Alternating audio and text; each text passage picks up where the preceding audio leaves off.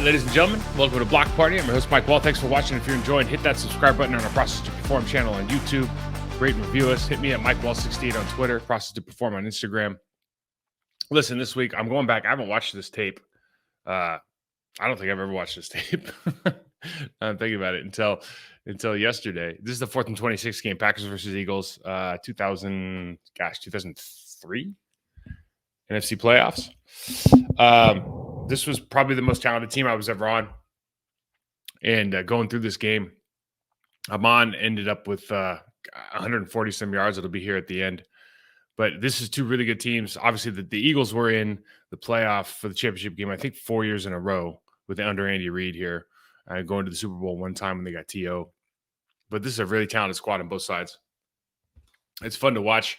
We're going to do a lot of kind of the trench work, talking about Amon, talking about some of the guys on the offensive line that were just really special players, and just try to maybe pick out a couple of different things that we see from back in the day to what we see now. The other fun thing about this game, at least from my perspective, was I had to wear a club this game. I broke my hand against the Denver Broncos in the second quarter to get into the playoffs.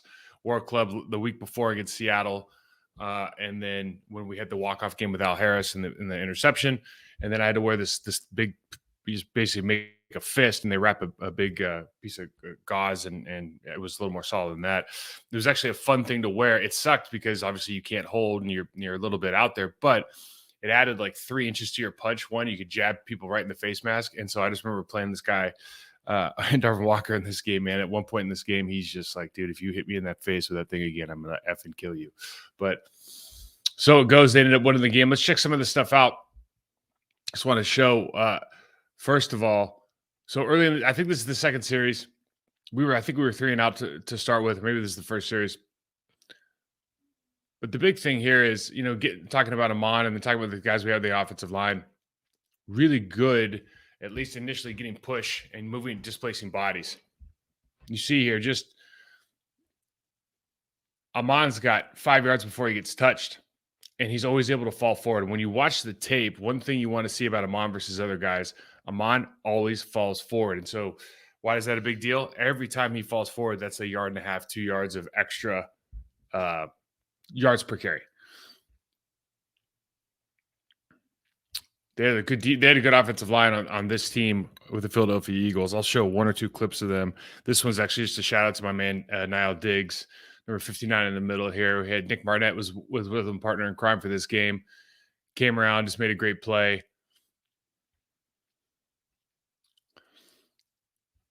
The offensive line had Trey Thomas, John Welborn, obviously John Runyon Jr.'s father, John Runyon on the other side. Had Hank Fraley at center. Hank's a great offensive line coach now. It was a phenomenal team, man. God, Donovan McNabb, you forget how. Donovan McNabb was, in this game in particular, I think he must have run for 100 yards in scrambles. I mean, just an unbelievable talent. Certainly had pocket awareness, and they create some really good space, despite having Aaron Campman, Baja Biamila, and all those guys on the defensive line rushing. Now, I want you to show you what a bad athlete looks like at the left guard position here. Just what an absolutely pathetic job. Everybody does. This is the worst feeling in the world if you're an offensive lineman. Everybody does what they're supposed to do. Chad gets his block. Tight end comes off. Will Henderson gets his block. I helped Mike initially, but just fall down like a terrible athlete. 53, middle linebacker for the Philadelphia Eagles, just runs right by me. Ends up getting in on this play. It's tough sledding out there, boys. I wanted to show Chad here just from a bend standpoint. I mean, you're talking about a guy who had incredible bend and quickness and explosion off the ball. One thing that's interesting watching this now versus what I've been doing the last couple of years and working with athletes and really trying to break down how to maybe the best practice movement patterns and techniques for playing offensive line. You'll even see in this, Chad opens up on this play really quickly. Obviously, we're in Philly here, but he opens up within 2 kicks. He opens up a great punch and extend everything, but when you get to this position, you're a little bit tall. It's easy to rip underneath, get that from 94's perspective, get that shoulder pad into the chest and try to rip around and through. Chad is just such an incredible bend in these situations. If you kick back one more set square, this isn't even an issue. You don't get into that situation right there. Obviously, Brett got rid of the ball here. It wasn't a big deal, but It's always interesting. You see guys today, and everybody always talks about generations and how the athletes are getting fat, bigger, faster, stronger. There's not a lot of guys that look like Chad, that can move like Chad, that have that kind of bend at his size. I think he was, rolling around 320, 325 pounds, strong as an ox, but just again, incredible bend, athleticism.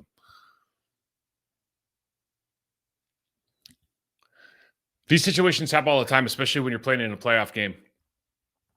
You bring the motion man down. I think this isn't Bubba. I think it's David Martin. And you're trying to run a crack play. So you're trying to run the crack toss. This was going to be a big part. It ended up being a big staple of the game plan. So we're going to crack down, particularly on the right side. We're going to pull. We're going to lead with Will Henderson. Marco Rivera, the right guard, is going to pull around. But what happens is, because of the spacing, we just snapped the ball a little bit too early. Quite frankly, the tight end doesn't get into position, and so they're able to penetrate, knock Marco off, and now they just have numbers. Philadelphia Eagles, Corey Simon and company. Good team. Ike Reese out on the edge. Obviously, the best player on that team was Brian Dawkins. And Brian Dawkins made a ton of plays on this tape, which is actually should have been good for us, because that means Amon's getting into the secondary. But really talented group. First big play of the game. I think we had gone 2 and out twice. Chi-Town, Mike McKenzie comes around, gets the sack. I can't share who falls on this. Grady can't be somebody. Well, not Grady. Grady's not getting on the ground. But this is incredible to me now, looking back. So you get the turnover. You're on the plus 40 going in, or 41 going in.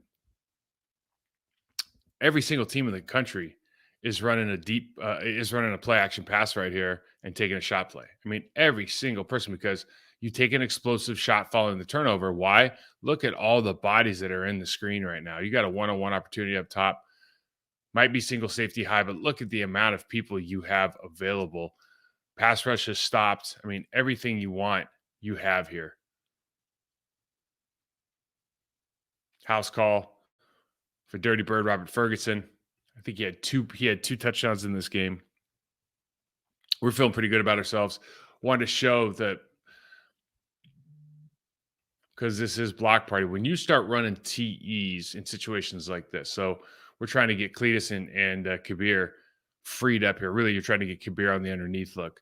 Now, the Philadelphia Eagles have a really good offensive line, and you can see that they've got decent splits. But Welburn and Trey Thomas are good players. Trey Thomas is one that can take a vertical step, particularly when he sees his 3 technique a little bit wider, when he's got, you got your outside foot to your inside foot. I'm talking about spacing from the 3 technique and the offensive tackle.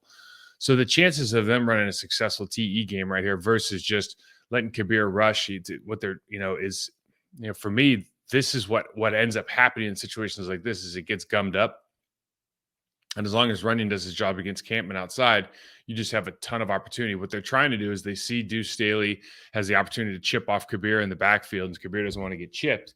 So they start running these games every once in a while to try to take that off. But the reality is, a guy like Donovan McNabb, you're giving him all day to throw at me. Look at that pocket. And this team was really, really good at the offensive line. This ends up being a no play because Al Harris does such a good job. But that's a really, really difficult thing for a defensive line to try to create that pressure. And you're putting that pressure on, obviously, the secondary. We see as this game goes on, I didn't highlight too many of them, but as you see as the game goes on, a combination of their offensive line doing a great job against our 4-man pass rush, and then Donovan McNabb creating a lot of space with his legs.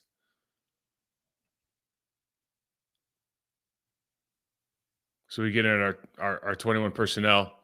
Will Henderson. We got tight end in motion.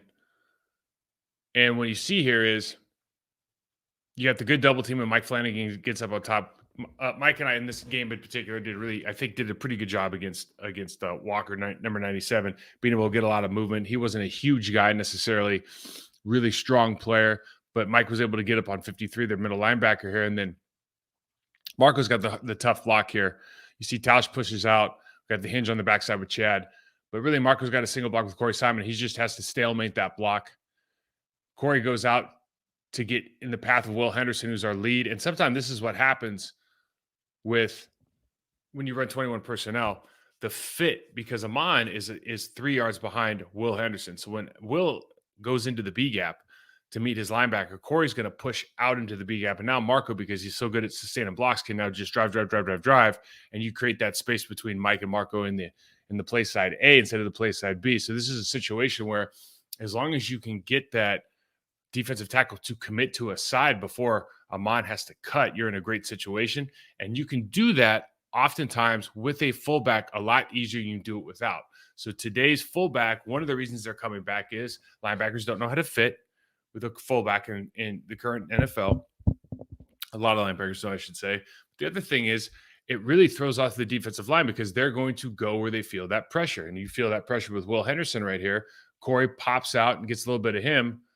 Now Amon can just come back in. Not a lot of yards there, but you still get something because A, Amon's a great running back, but B, that space opens up because that defensive tackle moves.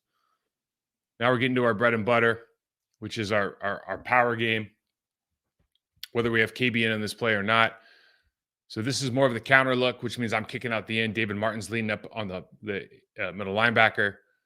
Great job here by the tight end, creating that lane so David can run through. Look, the kick out block on the, all the stuff I had to do on these plays. It's a hell of a lot of fun, and it's not easy. I mean, this is what I blew my shoulder out on eventually. But that single block on the tight end, whether it was Bubba or Kevin Berry, that's what makes this play. Like, if you don't have that guy, you can't run these plays, right? Or you have to do something different. You have to create a double team. And we didn't have to do that because Bubba was really good at it. And then obviously you could bring in a 350-pound U71 package, and he could just go all day wearing these defensive ends out. So that right there is Bubba Franks. Bubba Franks wore this team out twice, regular season and the playoffs. You see AG gets the Jets on. Always tucking that ball in the left hand, by the way. AG, unbelievable. Brian Dawkins here coming to make the tackle. Boy, Brian was a special player to watch. Got Will Henderson out in the flat. I love when you get the fullback playing outside your Z receiver. When you go to 21 personnel, we put the big dog, Najee Davenport, is in the backfield now. And again, you just see we get really good movement here. 94. This is what happens when you're worried about sacks. They're playing nickel. Listen, if you play nickel against us, this is what Amon always talking about. Like, if you play nickel against us back in the day, so 6 in the box for those who are playing at home.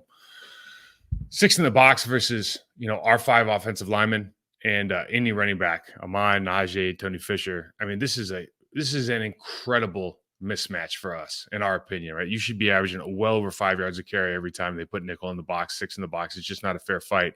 This is how most teams play defense in the NFL right now. Man, I can't imagine how easy it would be because you just see the movement you can get off the ball. They got the double team play side with Mike and I. Marco and Tasha are backside hinging. Chad's man's going for the sack. He's going to go for the sack every play. All he has to do is just make sure he doesn't curl around this too fast. And all of a sudden you basically get this double team up to the middle linebacker and he's by himself. You got the slot receiver coming inside, trying to dig out that linebacker. And it's just all you can eat. I mean, you got an easy 12-yard carry there. So this is what makes Aaron Rodgers, Brett Favre's of the world so incredible, right? This is an off-script play. He's kind of just even looked over. There was no hand signals or anything. There's no, special zipper play or whatnot. He just looked over at Ferguson. And Ferguson, if you watch this, Robert Ferguson thinks he's going to run a hitch and realizes the guy manned up, so he just takes off. This is supposed to be an outside running play to the right. Looks right there. Nope. Just throw it up. It's the playoffs, and he'll do it. We're up 14-0. Unbelievable. Now we got Kevin Berry in. You can see him down at the top. 350-pound tight end, boys and girls. For those people who weren't watching in the early 2000s, Force of Nature, U71 package. Really a cult favorite up in Green Bay, right? Especially with us. So now we got that play we were talking about. We run the toss crack. We have Kevin Berry in there. We don't have to motion down. We're just going to say, you know what? We'll put Kevin in there. We're sure that he can take care of that defensive end. Now you're going to get Nick Lucci, who's a 270-pound fullback, and Marco, who's 305, leading on Ike Reese, 230-pound player, 32. I can't remember his name. Probably sub 200. And AG's just out the gate here. He can run through these arm tackles, right? Again, falling forward, big deal.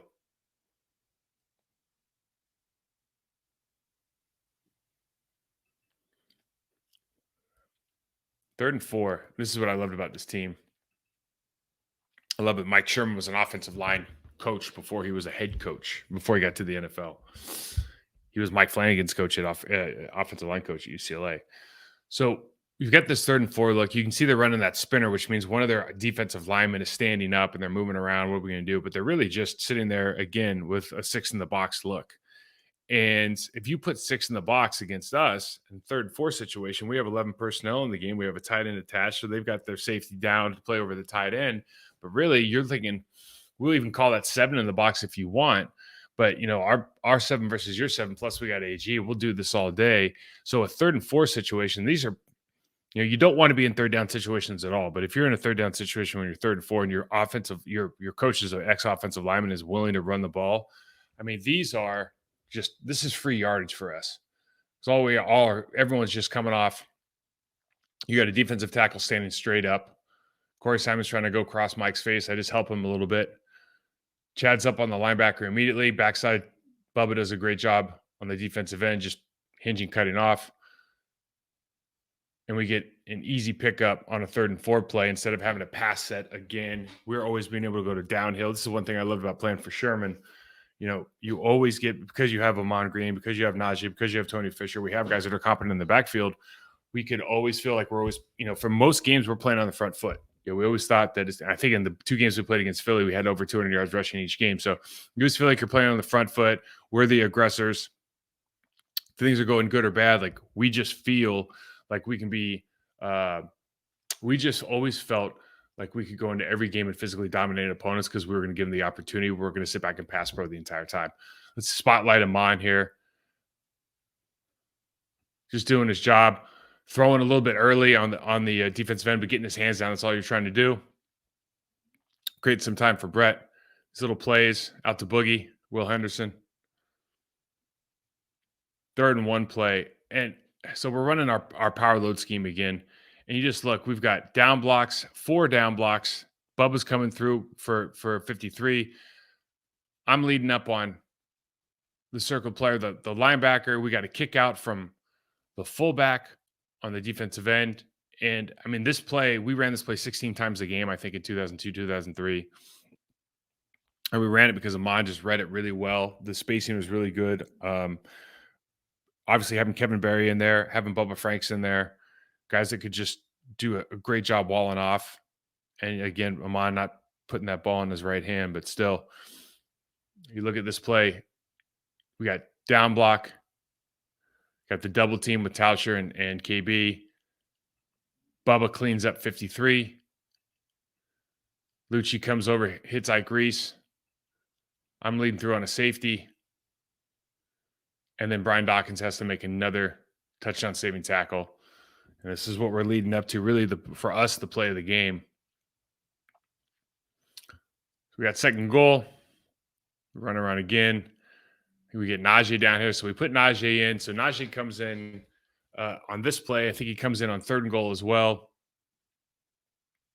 We run this to the other side with Marco. So this is more like our stutter play. Stutter being, make sure I'm right on this. So so traditionally we'd run power to the right because we were right-handed offense, and then we'd run stutter, which is the open side counter to the left. But Dave Martin's in the game here, so this is just more like another power play to the left side. Something we did 2 things down on the goal line this game that were interesting. We don't run this play like we usually run this to the right. I was, traditionally, I would be the guy pulling around. Marco and Mark would have a double team. We'd put KB in the game. You can see here the Bubba's in the game. KB's not in the game. Or is KB up top? Sorry, KB's up top. So we've just switched this. So this is one thing that was interesting. And then so we end up not getting it. So we usually don't run that play to the left. Although that play could have very easily scored. Amon not being in the game, does it matter? Does it not matter? Now this was called 92G lead. We had never run this play before, and I know you're thinking, well, well, why don't you run 96 power load? Well, you get down here, goal line defense. They do a good job of penetrating. We're just trying to think what plays are going to work, obviously, from a coaching staff standpoint. And there's no reason this play shouldn't have worked. They got good penetration and made it work. But, it was hindsight being 2020. You got Bubba on the other side. He could easily be over here. You can kind of picture this in your head. Bubba's hipped off of Kevin Barry. David Martin's just on the line of scrimmage. And now we just run the same old 96 power load. We're going to have that extra man on the box backside because we don't have Javon Walker split out. We don't need him in this situation, although you could split him out and then run, have a possible fade opportunity there. But we end up running 92G lead. And one of the all-time gaffes, I essentially tackle him on in the backfield here. And we'll see they have Corey Simon gets great penetration here. I try to slip around that block. I end up tripping Amon, and Amon's coming super tight, and you see we have blocks. Lucci's got his guy in the backfield. Kevin Barry's pushed his man out. David Martin's done his job. I mean, there's space here. All you got to do, Mike, is not get tripped up and just dive and try to get your head across the linebacker. I try to hit him right in the junk just to slow him down a little bit. Tough sledding. Amon could have run through this had we not gotten our feet cropped up, and the defensive end that's coming off KB right now wouldn't have been an issue at all. This could have been a smooth play. If Amon takes a half step outside, I probably don't trip him. Could have been a smooth play. He's running it how he's supposed to run it, given the play is the 92G and not the 96 power load. Unfortunate, man. Just watch it right now. It's just killing me. So you probably see it right here. God. Yeah. A lot of bad words right there. We go back. So now we're in the third quarter. It's 14-7. And Amon, this is always interesting. This is what makes running backs great. So he's got a ton of space either way. We widen. Chad and I widen. Mike does a great job of getting Corey Simon turned. So I think they have a double team with he has a double team with Marco. We have the lead block. And so you get right here, and a lot of guys, because Will Henderson or Lucci, the fullback, he has his head on the left side of the linebacker. So you just go, well, just run right through that play. But Amon is a cut back runner once you get past the line of scrimmage. He sees Mark Tauscher is up trying to get 32 cut off. If Amon keeps going to the left, 32 is going to catch him. In other words, Mark can't just stop this guy. But because Mark's working so hard, if he cuts back right here, Mark's got him in perfect position. And now we're talking maybe a huge play. So this cutback right here ends up not working out, but you just want to see the thought process of Amon's seeing things that we don't see, right? You can see him in hindsight on the tape, but in live space here, he's thinking man, if Tauscher's got that guy at all, even if he doesn't have leverage to the play side, if I cut backside, it's out the gate because he's got that 4-1 speed. Ends up being a great play regardless because they're getting, I think we had some pretty good separation at the line of scrimmage here. We created some space, but that could have been a home run play right there. We're just a little bit off. There's a big man. I highlight Bubba Franks here. I think Bubba made 3 Pro Bowls when he first got to Green Bay. So he's a first-round pick out of Miami. Back then, Miami's unbelievable. And I think his first 3 years, he's a Pro Bowl player. And so it's not like people respect him. He's a good player. People now don't understand how valuable he was. He wasn't a blazing speed guy. I don't even know if we'd call him fast, but he could block. He gives a red zone target. But look at the job he does. And he did this all season, is most of his career for us. Look at the job he does just running this dude off the screen. He beats that guy. The line of scrimmage is 7 yards back. He beats this dude so bad that he ends up falling down at the end, leading for Amon. I mean, but that is just, let's show it one more time. Look at the extension that our guys played with. A lot of people want to get, chest to chest and play in real tight here. Look at the extension that Bubba Franks' arms have. You play long. If you're a blocker, play long. get extended on this person, get them on their heels. When you punch and extend, you do that neck snap back, you get people's shoulder pads lifted up. It's much, much harder to perform as a defensive lineman when you're locked out like this. But man, what a marvelous job Bubba did. God, he was a good player.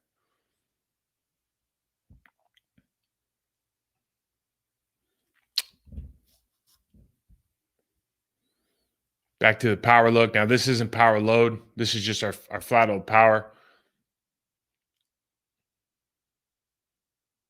Running through a couple of these. Why did I put this in here?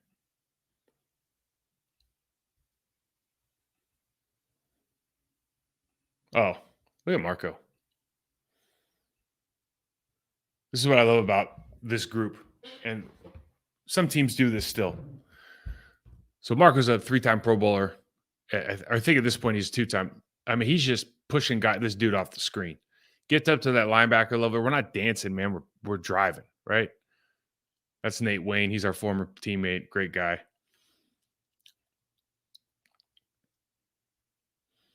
So this is where Mike and I think, Flanagan, I'm talking about, think that we're athletes and we're not, and Amon just makes us look good. So Nate does a good job of reading this, and so I'm just trying to kind of wall off Nate, and whatever I know personally that whatever Nate does, Amon's probably going to make me look good as long as I just don't let him go.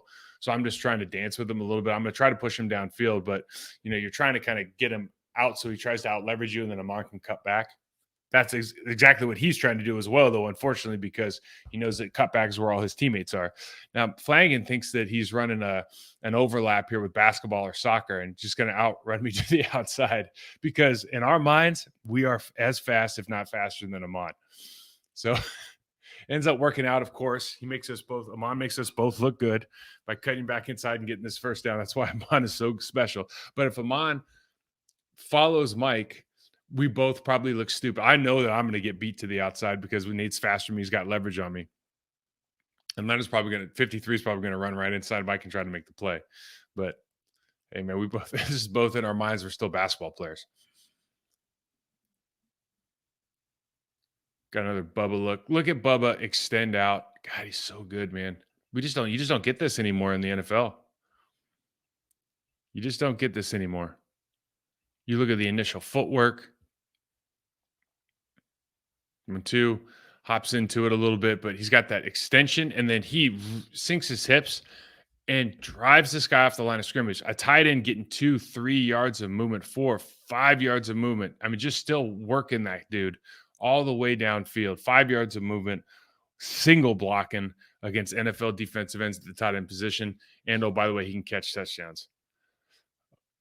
Now, Najee is a hard runner. Najee 6'1", 245. He weighs just about as much as Will Henderson, but here's the Brian Dawkins, man. Welcome to the NFL. Brian is a real deal. Brian was the baddest dude in the building at the safety position. Maybe him and Adrian Wilson for the guy from the Cardinals. Man, those guys could hit. Unbelievable. This is what Amon did that was kind of sneaky good. He did so well.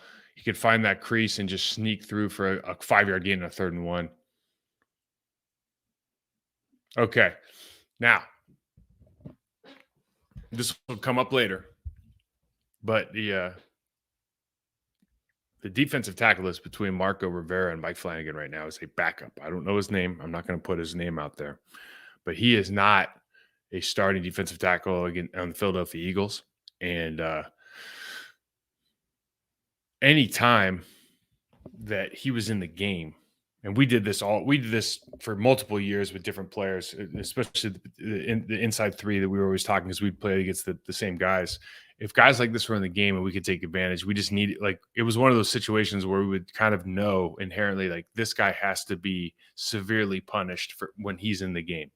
We have to be able to get him off the line of scrimmage, right? Because Corey Simon, is a top level player that's playing on that side usually, but when this guy gets in the game, like, we really got to get movement. We got to get movement all the time, but it's like there's a difference in expectation, I guess. You should get 3, 4, 5 yards of movement against a player like this versus their top guy. So Marco and Mike here, and again, look at the extension on Marco, how he leads with his hands, gets off, and now just running So Mike buries the dude. Marco's got this guy off the field or almost off the screen. You just see carnage everywhere here. I'm getting off and trying to cut. Bubba's done his job. You just got to love when you successfully run double teams, your linemen should be able to get downhill and be able to push those guys off screen. That's one thing I think that team in particular was really good at.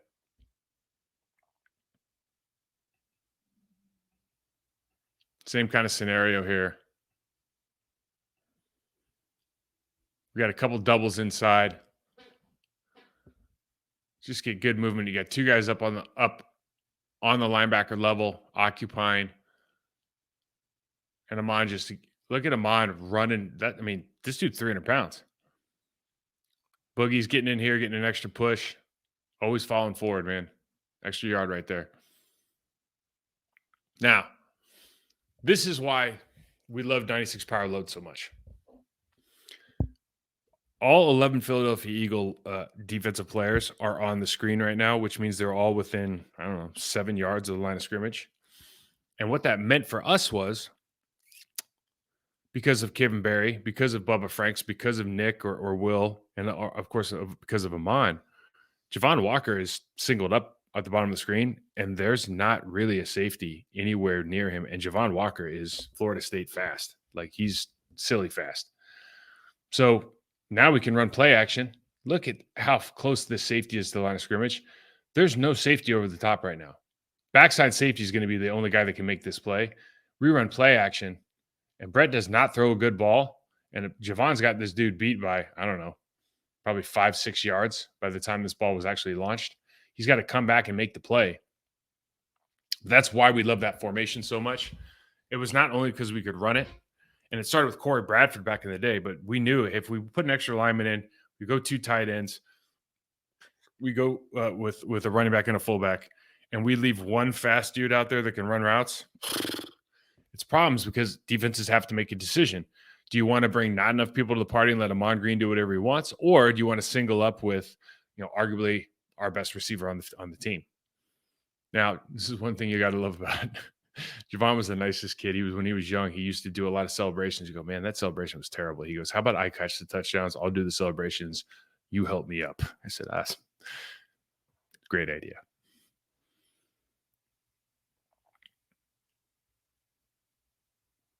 All right, 14-14, fourth quarter.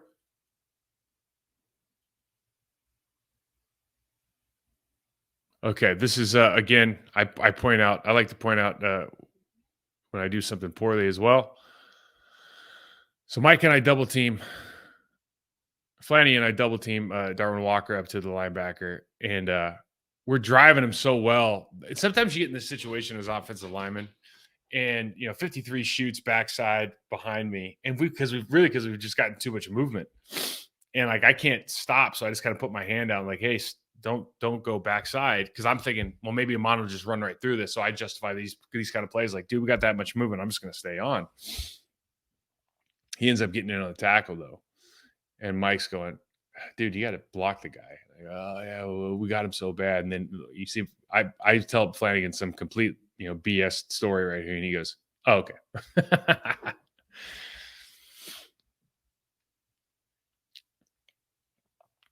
Again, a great run. Just a great run, being able to find this stuff out, but we're getting good movement at the line of scrimmage. You see how you want that backside player. Tausch does such a good job of cutting off Corey Simon back here. This really makes the play go. Gets his back to the sideline. And, traditionally, I don't know if you always coach it this way, right? But a lot of things that Tausch does, you don't necessarily coach that way, but he just had this knack to get things done in his own style better than anybody maybe I've ever seen. So great cutoff, Mike. Goes backside off of Mark's block. First down. See what Mike Flanagan does here on the pancake block. You just think about what you watch now, and this is, old school, old head stuff, but this is what gets me excited, man. You got so many people on the ground, right? It's just carnage everywhere, right? Chad and Will Henderson, Mike Flanagan's got a block. Marco's locked out on his guy. I'm up on my guy. Tausch's backside taking care of business. We get a cut block there. Carnage. Just absolute carnage. Fun way to play football. Then you got falling forward again with Amon running through tackles. Got the screen game. We were good at screens. This is just Amon making plays. See, Mike does his job getting out there. I think I just try to dive and touch 53 here. But Amon makes these plays go. Like, with,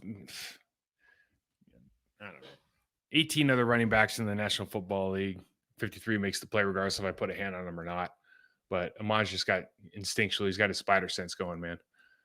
So Amon's got 22 rushes for 146 yards right now in this game. 22 for 146. I mean, we're buying steak dinners. We're feeling pretty good about ourselves. 17-14, 41-yard line going, or 39-yard line going out. Now, got to come up square. I come up at an angle trying to throw this guy out. I'm trying to predetermine where this ball is going to go. And Najee has to bounce this thing because of the way the linebacker attacks the fullback in the B gap.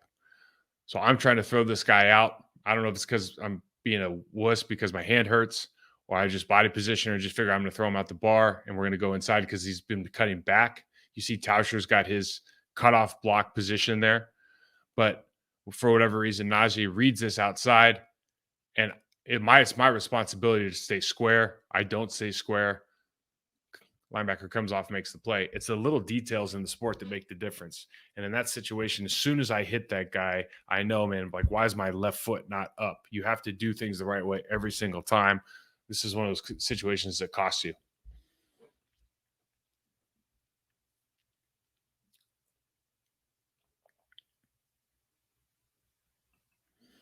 We run the power play again. And because the tight end, I think this is the tight end. Because the tight end says, so KB, look at KB does such a good job.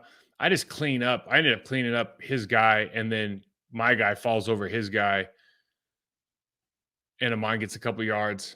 But God, Kevin Berry you forget he just murdered people. We're in the big look again. They're going away from the power load look now. We'll just hand off to 93 blast. Great cut by AG.